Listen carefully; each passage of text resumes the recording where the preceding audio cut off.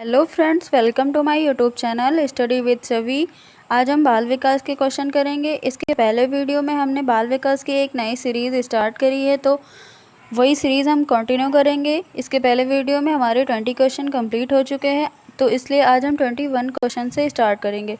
तो हमारा 21 क्वेश्चन है, डैश उपकरण शिक्षकों को यह निर्दिष्ट करने में मदद करता है कि विभिन्न विषयों के लिए कितनी परीक्षण रिक्ति प्रदान करनी है। ऑप्शन दिए गए हैं टेस्ट प्रिंट, टेस्ट ब्लूप्रिंट या फिर इनमें से कोई नहीं। इसका राइट ऑप्शन नंबर 2 हो जाएगा, टेस्ट ब्लूप्रिंट। क्वेश्चन नंबर 22, एक छात्र त्रिकोणमितीय आकार को समझने में सक्षम है तो छात्र के व्यवहार में इस परिवर्तन को क्या कहा जाता है। ऑप्शन दिए हैं, वह चित्रों को अलग करने में सक्षम है, या फिर वह उसी प्रकार के चित्रों को बनाने में सक्षम है, या फिर वह गणित क्लब बोर्ड पर त्रिकोणमितीय आकार को बनाने में सक्षम है, या फिर त्रिकोणमितीय आकार को याद करने में सक्षम है। इसका जो सही ऑप्शन है ऑप्शन नंबर 2 है, वह उसी प्रकार के चित्रों को बनाने में सक्षम है। क्वेश्चन नंबर 23, एक महिला नर्सरी स्तर पर आपकी शिक्षक होती है, अच्छी शिक्षक होती है क्योंकि वो ज़्यादा धैर्यपूर्वक बच्चों से व्यवहार कर सकती है, या फिर वो कम वेतन पर भी काम करने को तैयार रहती है, ज़्यादा पढ़े लिखे लोगों की इस पेशे में ज़रूरत नहीं है, या फिर उनके दूसरे पेशे में जाने की संभावना कम होती है। इसका सही ऑप्शन है ऑप्शन नंबर 1, वे ज़्यादा धैर्यपूर्वक बच्चों से व्यवहार कर सकती है। क्वेश्चन नंबर 24, शिक्षक दिवस पर कुछ छात्र आपको ग्रीटिंग कार्ड देते हैं, ऐसे में आप क्या करेंगे। कुछ नहीं, उन्हें धन्यवाद देंगे, उन्हें पैसा बर्बाद करने से मना करेंगे, या फिर बदले में उन्हें शुभकामना देंगे। इसका जो सही ऑप्शन है ऑप्शन नंबर 2 है, उन्हें धन्यवाद देंगे। क्वेश्चन नंबर 25, आपकी कक्षा में कुछ छात्र देरी से आते हैं तो आप क्या करेंगे। ऑप्शन दिए हैं, उनके माता पिता को इसकी सूचना देंगे, या फिर उन्हें सजा देंगे, कारण जानने की कोशिश करेंगे, या फिर उस ओर ध्यान नहीं देंगे। इसका जो सही ऑप्शन है ऑप्शन नंबर 3 है, कारण जानने की कोशिश करेंगे। क्वेश्चन नंबर 26, छात्रों को गृह कार्य देने का क्या फ़ायदा है, वे हमेशा घर पर व्यस्त रहेंगे या फिर घर पर पढ़ाई करेंगे। हो सकता है वे अपने प्रोग्राम को चेक करें, या फिर हो सकता है उन्हें खुद से पढ़ाई करने की आदत पड़ जाए। इसका जो सही ऑप्शन है ऑप्शन नंबर 2 है, बच्चे घर पर पढ़ाई करेंगे। क्वेश्चन नंबर 27, शिक्षक की सफलता किसमें है, अगर उसका कोई छात्र बड़ी उपलब्धि हासिल करे, उसके व्यक्तित्व के अच्छे गुण, या फिर उसके पढ़ाने के अच्छे गुण, या फिर उसके अच्छे चरित्र। इसका सही ऑप्शन है ऑप्शन नंबर 3, उसके पढ़ाने के अच्छे गुण। क्वेश्चन नंबर 28, छात्रों की महत्वपूर्ण विशेषता क्या है, जिम्मेदारी का एहसास होना, सच बोलना, सहयोगी होना, या फिर आज्ञाकारी होना। इसका सही ऑप्शन नंबर 3 हो जाएगा, सहयोगी होना। क्वेश्चन नंबर 29, आप क्लास में कोई विषय पढ़ा रहे हैं, कोई छात्र विषय से हटकर कोई प्रश्न करता है तो आप क्या करेंगे। ऑप्शन 1, आप उसे विषय से हटकर प्रश्न करने की अनुमति देंगे। ऑप्शन 2, आप उसे विषय से हटकर प्रश्न करने की अनुमति नहीं देंगे, या फिर ऑप्शन 3, आप इसे अनुशासनहीनता मानेंगे और बच्चे को सजा देंगे, या फिर आप प्रश्न का उत्तर कक्षा के बाद देंगे।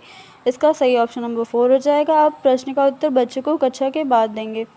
क्वेश्चन नंबर 30, एक शिक्षक छात्रों को से किस प्रकार प्रोत्साहित कर सकता है। ऑप्शन दिए हैं, उचित पुरस्कार देकर, उचित मार्गदर्शन देकर, उदाहरण देकर, या फिर कक्षा में अपने वक्तव्य से। इसका जो सही ऑप्शन है ऑप्शन नंबर 2 है, उचित मार्गदर्शन देकर। क्वेश्चन नंबर 31, पढ़ाई हेतु किंडरगार्टन सिस्टम किसके द्वारा आरंभ किया गया था, टीपी नन, स्पेंसर, फ्रॉबेल, या फिर मॉन्टेसरी। इसका सही ऑप्शन नंबर 3 हो जाएगा, फ्रॉबेल। क्वेश्चन नंबर 32, शिक्षक द्वारा कक्षा में छात्रों की पढ़ाई में रुचि बनाए रखने हेतु क्या किया जाना चाहिए। ऑप्शन दिए हैं, ब्लैक बोर्ड का प्रयोग किया जाना चाहिए, विचार विमर्श किया जाना चाहिए, कहानी सुनाना चाहिए, या फिर प्रश्न पूछना चाहिए। इसका सही ऑप्शन नंबर 4 जाएगा, प्रश्न पूछना चाहिए। क्वेश्चन नंबर 33, शिक्षा के स्तर को पढ़ाने के लिए जरूरी है छात्रों का मूल्यांकन लगातार किया जाए, या फिर शिक्षकों को उच्च वेतन दिया जाए, या फिर पाठ्यक्रम को संशोधित किया जाए, या फिर स्कूलों के लिए अच्छे भवन का निर्माण किया जाए। इसका जो राइट ऑप्शन है ऑप्शन नंबर 3 हो जाएगा, पाठ्यक्रम को संशोधित किया जाए। क्वेश्चन नंबर 34, शिक्षक के लिए क्या महत्वपूर्ण है, कक्षा में अनुशासन बनाए रखना, कक्षा में समयनिष्ठ रहें, या फिर छात्रों की समस्या का समाधान करे, या फिर वह एक अच्छा वक्ता हो। इसका जो राइट ऑप्शन है ऑप्शन नंबर 3 है, छात्रों की समस्या का समाधान करें। क्वेश्चन नंबर 35, छात्रों को स्कूल में क्यों खेलना चाहिए, उन्हें शारीरिक रूप से मजबूत बनाता है, या फिर इससे शिक्षकों का काम आसान हो जाता है, या फिर यह समय गुजारने में मदद करता है, या फिर यह आपसी सहयोग और शारीरिक संतुलन बनाए रखने में मदद करता है। इसका सही ऑप्शन नंबर 4 हो जाएगा। क्वेश्चन नंबर 36, एक शिक्षक छात्रों के बीच किस प्रकार सामाजिक मूल्य विकसित कर सकता है? महान लोगों के संबंध में बताकर, अनुशासन सिखाकर, या फिर आदर्श रूप से व्यवहार करना सिखाकर, या फिर उन्हें अच्छी कहानियाँ सुनाकर। इसका सही ऑप्शन नंबर 3 हो जाएगा, बच्चों को आदर्श रूप से व्यवहार करना सिखाकर। क्वेश्चन नंबर 37, एक आदर्श शिक्षक होते हैं जो पूरे पाठ्यक्रम को पढ़ाए, या फिर जो अपने छात्रों को पढ़ाई में मदद करे, या फिर वे एक दोस्त, दार्शनिक और मार्गदर्शक हो, या फिर अनुशासन बनाए रखें। इसका सही ऑप्शन नंबर 3 हो जाएगा। क्वेश्चन नंबर 38, छात्र के लिए एक समयबद्ध परीक्षण कार्यक्रम स्कूल में लागू किया जाना चाहिए, जिससे कि छात्र के प्रगति को उसके माता पिता को बताया जा सके, या फिर नियमित अभ्यास किया जा सके, या फिर छात्रों को अंतिम परीक्षा के लिए प्रशिक्षित किया जा सके, या फिर रिजल्ट से मिले फीडबैक के बाद उपचारात्मक कार्यक्रम आरंभ किया जा सके। इसका सही ऑप्शन नंबर 4 हो जाएगा। अगला क्वेश्चन है 39, छात्रों से संबंधित समस्या का सबसे अच्छा उपाय है उन्हें कठिन परिश्रम करने की सलाह देना, या फिर उन्हें लाइब्रेरी में पढ़ाई करने की सलाह देना, या फिर उन्हें निजी ट्यूशन लेने की सलाह देना, या फिर उन्हें निदानकारी शिक्षण की सलाह देना। इसमें राइट ऑप्शन नंबर 4 हो जाएगा, बच्चों को निदानकारी शिक्षण की सलाह देना। क्वेश्चन नंबर 40, सेवा के दौरान शिक्षकों के ट्रेनिंग को और प्रभावकारी बनाया जा सकता है, कैसे? ऑप्शन दिए हैं, ट्रेनिंग पैकेज का उपयोग करके जो पहले से तैयार किया गया हो, या फिर क्षेत्रीय कार्यक्रम का आयोजन करके, या फिर सहयोगात्मक दृष्टिकोण विकसित करके, या फिर फॉलोअप प्रक्रिया का अभ्यास कराकर। इसका जो राइट ऑप्शन है ऑप्शन नंबर 3 है, सहयोगात्मक दृष्टिकोण विकसित करके। अगला क्वेश्चन है 41, भूख और प्यास की सुरक्षा सभी के डैश उद्देश्य के लिए महत्वपूर्ण है, कृत्रिम, उपार्जित, सामाजिक, या फिर प्राकृतिक।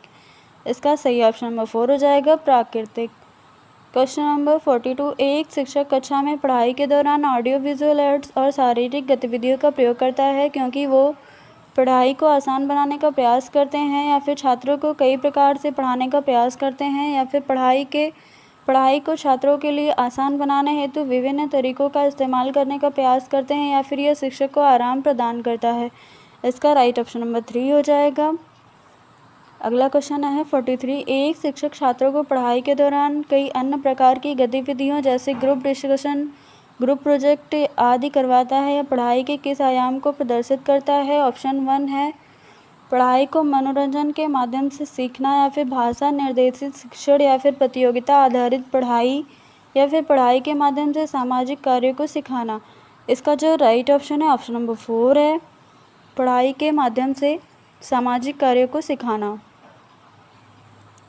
क्वेश्चन नंबर 44, किसी भी स्कूल की पत्रिका में विज्ञान और कला प्रदर्शनी, संगीत एवं नृत्य को प्रदर्शित किया जाना किसी बात को इंगित करता है? ऑप्शन 1, विभिन्न व्यवसायों के लिए छात्रों को प्रशिक्षित करें, या फिर स्कूल के प्रचार प्रसार हेतु, या फिर छात्रों के माता पिता को संतुष्ट करने हेतु, या फिर छात्रों को रचनात्मकता प्रदान करने हेतु। इसका राइट ऑप्शन नंबर 4 है, छात्रों को रचनात्मकता प्रदान करने हेतु।